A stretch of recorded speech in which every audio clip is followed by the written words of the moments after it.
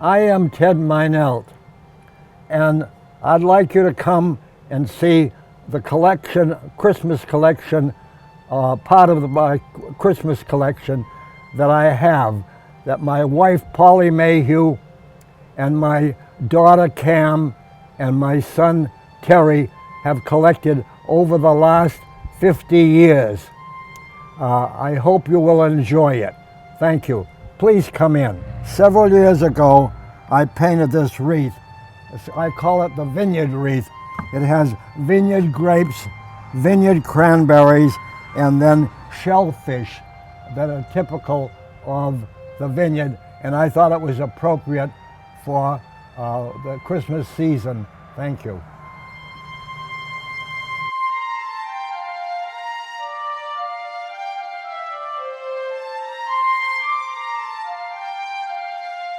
There was a little store on Main Street in Edgartown, Massachusetts, that was owned by Jane and Ted Farrow. It was called Tash Tago, and they had some fine gifts there. And one Christmas time, Polly and I went in, and among the things they had were some Christmas creches, and one of them was a Middle Eastern one, and another one had some capitals that looked Italian. And I was intrigued by the Middle Eastern one, and it was very expensive. And so I thought, well, I'll see if I can make one. So when I got home, I tried to remember all kinds of things about it. A minister friend, Reverend John Wallace, who lived in Chilmark and was also a minister of the church in Edgartown and West Tisbury, came in and said, if you give me the pattern, I'll cut it out on my bandsaw. So he went and cut out the design on the bandsaw, brought back the pieces, and then I painted it. This is a cutout that I did of the Federated Church in Edgartown, Massachusetts, where John Wallace was the minister.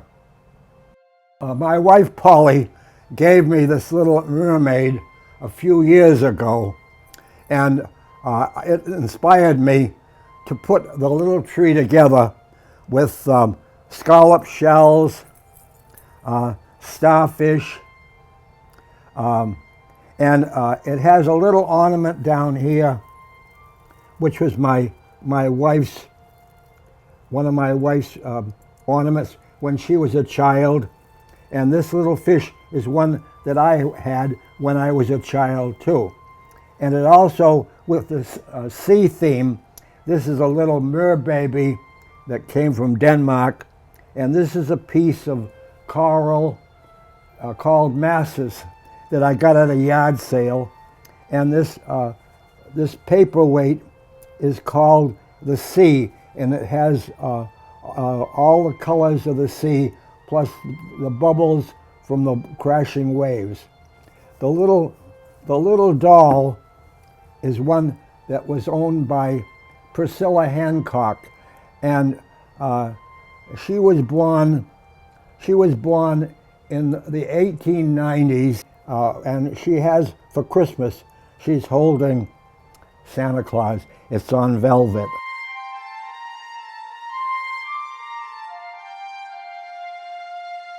There was a little story that came out called The 12 Days of Christmas. And it was called The Partridge in a Pear Tree. And this partridge in the pear tree candelabra is one that I designed in 1970. And on the mantle, I have a little man, a candle holder that I bought in Rainy Day in Vineyard Haven, but it didn't have a woman to go along with it. So the following year, I went and made the woman over there And so I have the partner, the man and his wife. This little paper tree was made by Ethel Graham, who came summers to the vineyard. And when she was 90 years old, she would cut these little figures out. And it has the partridge and the pear tree.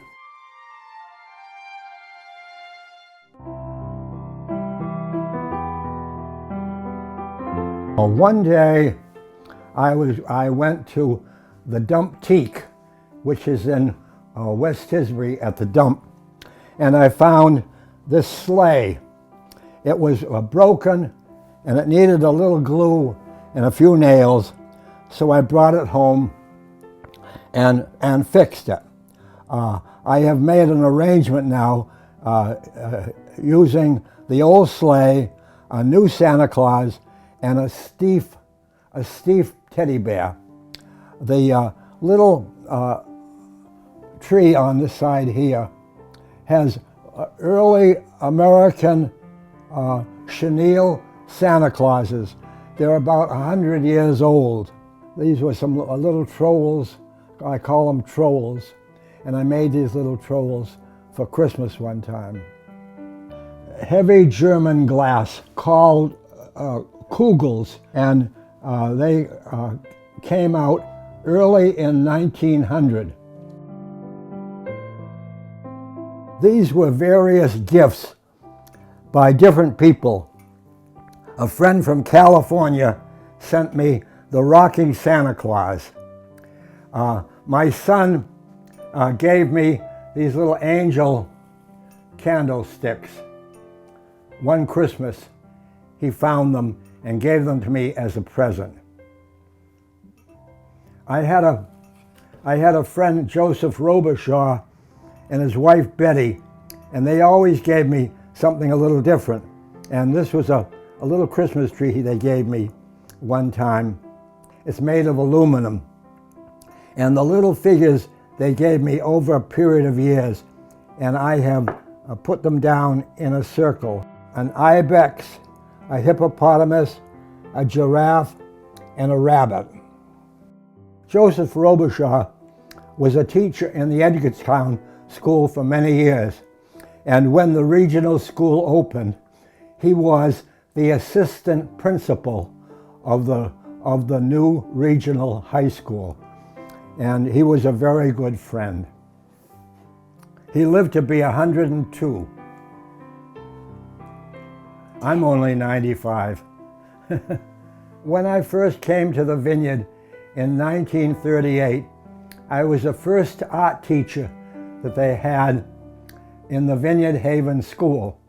And then after the war, when I came back, I was the art teacher for the 3 Down Island schools, Vineyard Haven, Oak Bluffs, and Edgartown. And Joe Robichaud and I met, and we were friends for many, many years. For over 50 years we were friends. This is a little Indian crush that came from the Southwest. A friend of mine in California knew I was interested in collecting crushes, and so she sent me this crush in a series of years. The first year that they came from the Southwest. The first year I got the two little angels, and they're made of clay. And first year I had 2 little angels. The second year I had the creche, and the creche had Mary, Joseph, and the Christ child, a little goat, which was very typical of Indians, and the lamb. The third year I had the 3 kings, and then at the last year I had a storyteller, and the storyteller has children around her, and she is telling them the story of the birth of Christ as well as old Indian legends. The creche reminded me of the story of Thomas Mayhew Jr., who was the son of Governor Mayhew, who converted the first Indian, Hyakumas, to Christianity.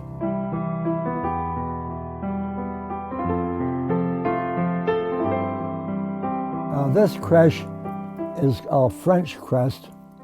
The figures are called santones, and they were made in Marseille, France. The collection started one year when my wife Polly was looking for something for our Christmas stockings, and she was in a little shop in Rockport, Massachusetts, and she came across these little figures. She didn't know anything about them, and so she bought some. This one here was for my son. For my daughter, she had this little lady carrying eggs. And for me, she had this little old man carrying a goose. So we had them for our Christmas stocking one year. You know, the tavern keeper had to say there was no room at the end. So here he is up here. The tavern keeper is up here. No room at the end. But if you want to go to the stable, you can go to the stable. And in the stable, there's a little cow and there's a little donkey. The shepherd, father, and son are over here. There's so much excitement because of the birth of Christ, and all the different little people came. Now, all the little people that came had some little thing that contributed to life of a child. It takes a village to raise a child, and I think this is true. Now, different people brought different things. There was one lady that brought water, and it was necessary for the child to have water. Every one of them had something that would help the child. Here's one that had bread. So that's bread and water. This is a mayor, and he has a proclamation he's carrying in the French colors, red, white, and blue, to proclaim the birth of Christ. There's a fisherman, and he has 3 little fish, and supposedly he brought the fish so that even the fish could see the Christ child. The boy and his grandfather, and the boy and the grandfather is blind. But even though he was blind, he wanted to be there for the excitement of the birth of Christ. I made the little house, the little farmhouse one time.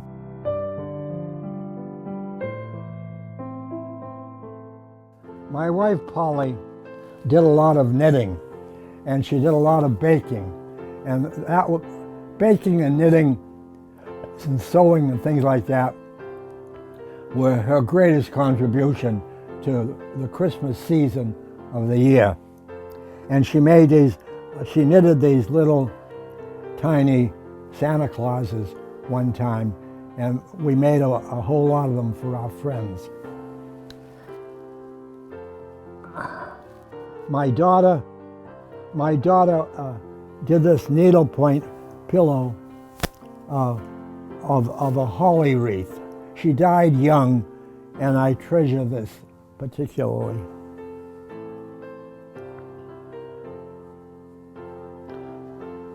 I made this Santa Claus. And I made about a dozen of them, and we gave them to our friends for Christmas one year. And I thought they were rather interesting. He's fat and chubby and jolly looking. The First National stores had a little pattern for this, and I picked it out and did it from the picture in the magazine. It's Santa in his sleigh with the reindeer. I had an old candy mold, and one Christmas I decided I would try out to see if I could make some Santa Clauses from it. So I poured the plaster of Paris and made about a dozen altogether. And these are 3 of them that I made. I had one for each of my grandchildren.